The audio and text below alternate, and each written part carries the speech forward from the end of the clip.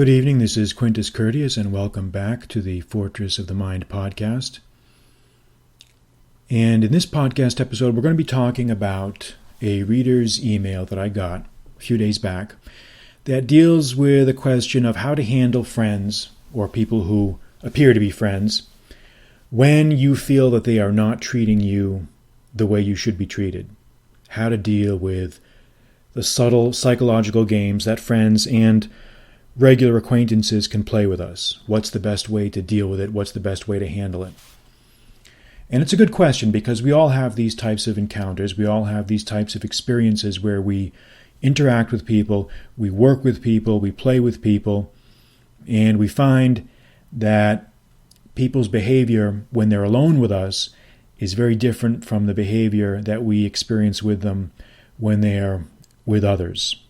And if it's a couple guys, often guys can act very different when they're around attractive women. And this raises some important issues that I want to talk about. So let's read his email and then we'll go into some discussion about it. And I think this guy's a younger guy. I think he's in his early 20s. And he says, Quintus, I wanted to write you to ask you I wanted to write you to ask your opinion on a specific situation I've been dealing with. I have a friend from school who I feel is betraying me. I'd like to know your thoughts on this situation. Whenever we're together talking or hanging out, all is well. But whenever we get together in the presence of an attractive girl, I can sense he is trying to make jokes at my expense and put me down in order to ingratiate himself with the girls. I can clearly see he is doing it to ingratiate himself with the girl. I've mentioned it before, but he seems to keep doing it. I've known him for a long time and do not want to break off the friendship. What are your thoughts? What should I do? All right. Well, this is a good question. And there's a few comments I would want to make about this, first of all. I can't remember exactly who the philosopher was that said it, but I'm thinking right now because I remember reading this in the book Diogenes Laertius, Lives of the Philosophers. It's a collection of anecdotes and little biographies of philosophers of the classical world. Very, very good book. I've always liked it. Some people don't really like it very much, but I do. And I remember one of the philosophers in there, and I think it was Aristippus. I can't remember exactly who it was, but one of them said, there's an anecdote about a similar situation where someone asked, I believe it was Aristippus or Diogenes, hey Diogenes, I feel like I'm being abused by people. What's your thoughts on it? And his answer was, he gave a one-sentence answer. He said, cease to hang out a sign of invitation. Okay, cease to hang out a sign of invitation. And what he meant by that is this. If you feel that you're being maltreated, if you feel that you're being abused or taken advantage of by someone else, cease to hang out a sign of invitation. Now, that might seem like harsh advice because not every situation where we are maltreated by others is our fault. Not every situation. But if we really think about it, a lot of them are. A lot of them are. I remember when someone first gave me similar advice to that.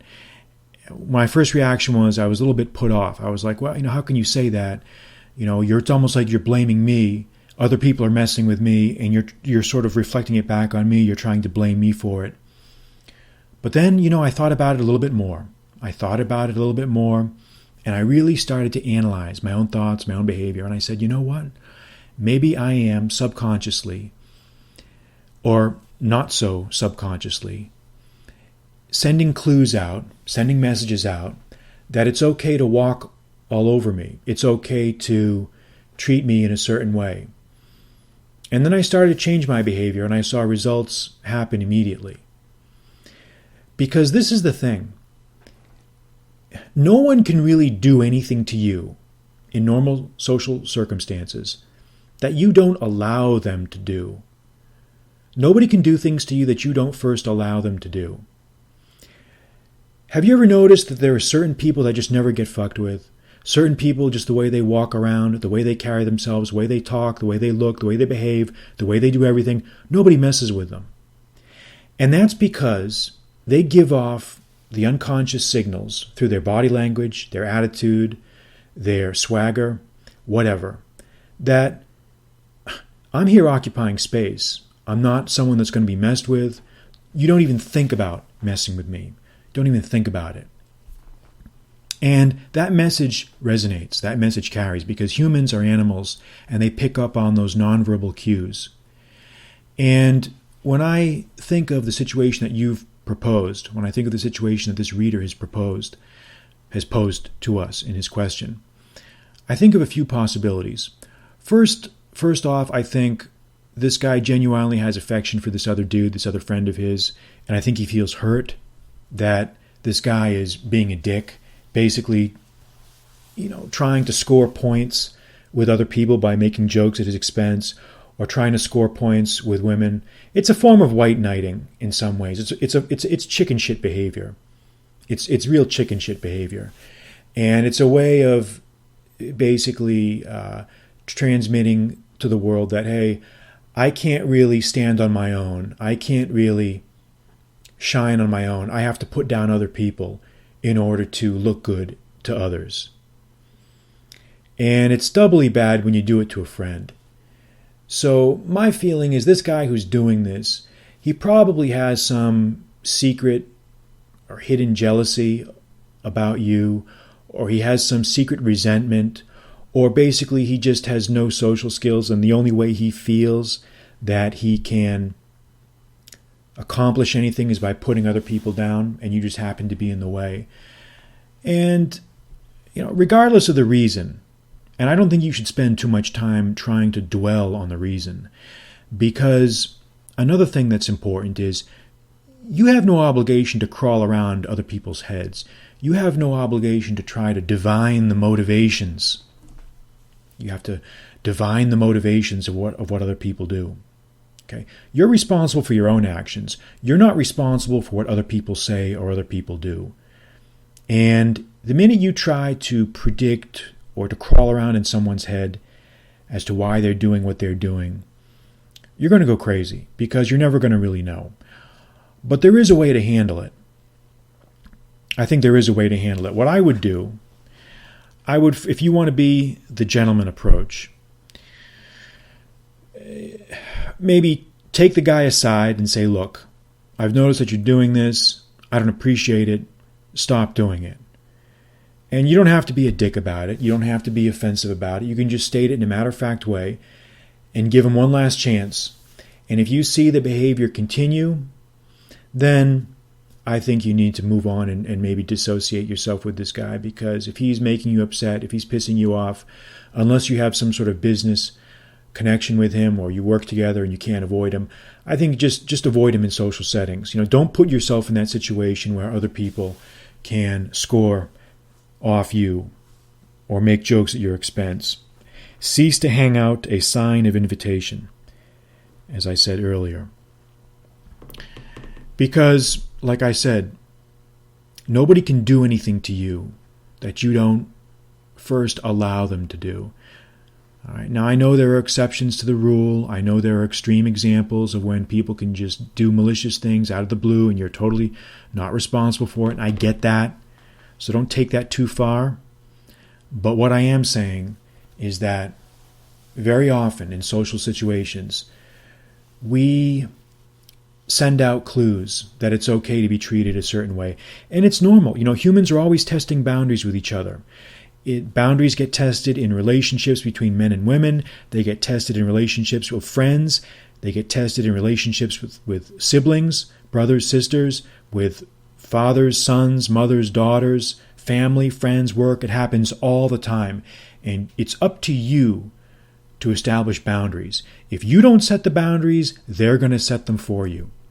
And I can guarantee you, you're not going to like how those boundaries are set, because you'll find gradually that your space is being encroached on more and more, and that you're being squeezed harder and harder. But I have sympathy. I feel for you. I know it hurts. I feel bad. for that situation, because I've often been in similar situations and I've had to take action to rectify it. And sometimes it's cost friendships, but you have to say to yourself, if that person was behaving in that way, he was never a real friend anyway. And there's no harm, no foul, as they say. There's no harm, no foul. And you're better off just moving on, because friendships don't last forever.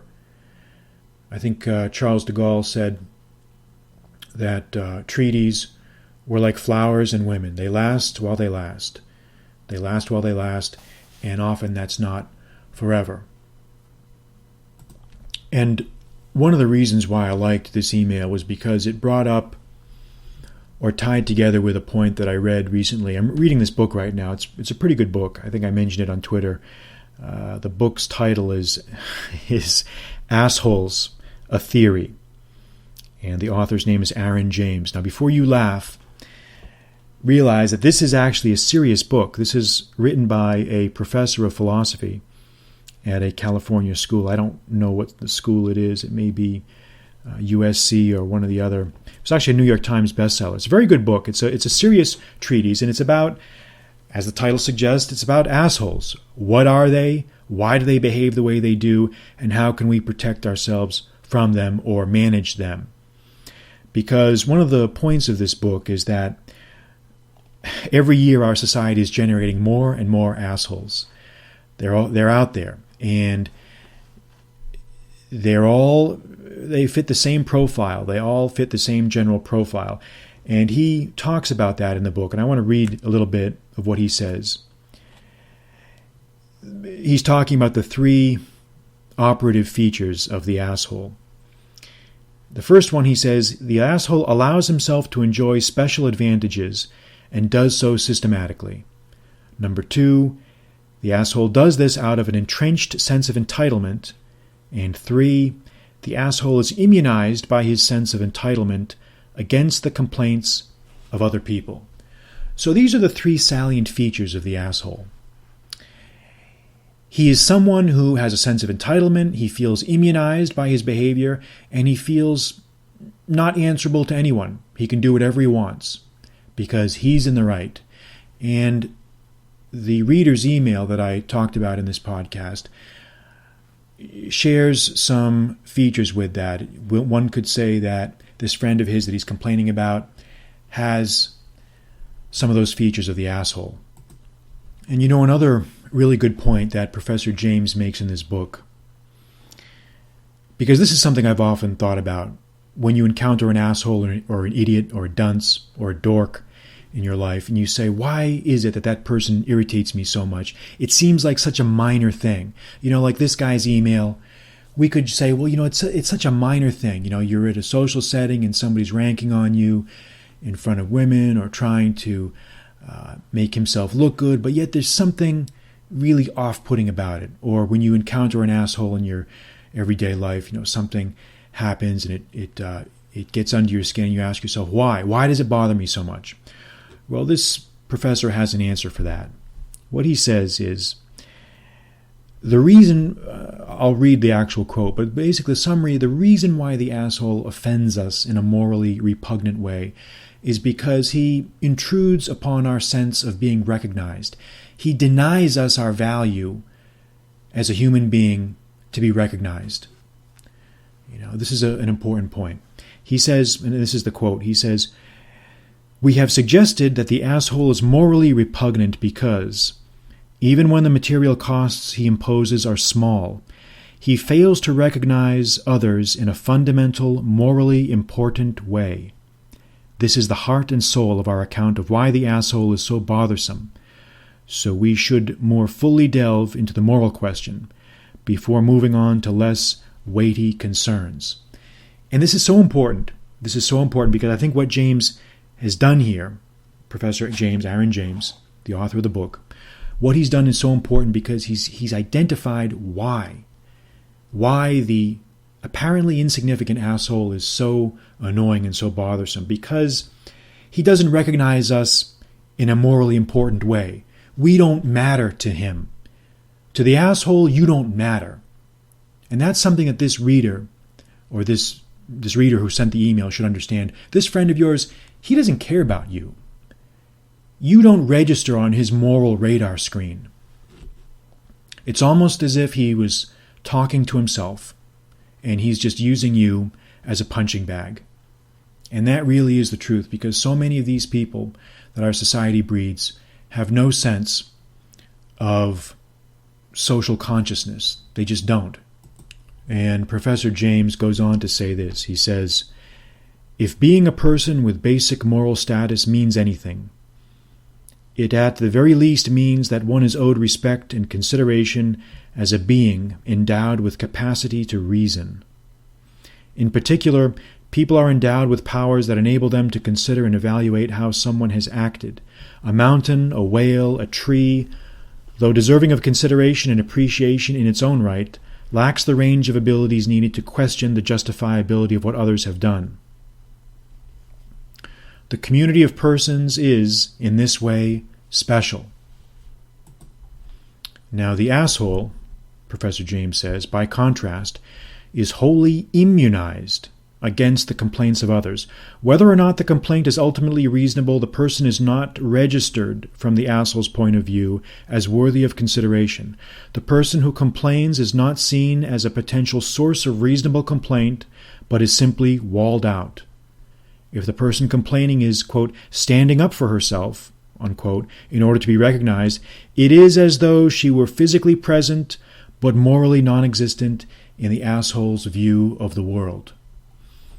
And that really gets to the heart of the matter. That really gets to the essence of why assholes like this friend of this guy are so irritating. And so we have to stand up for ourselves. We have to register.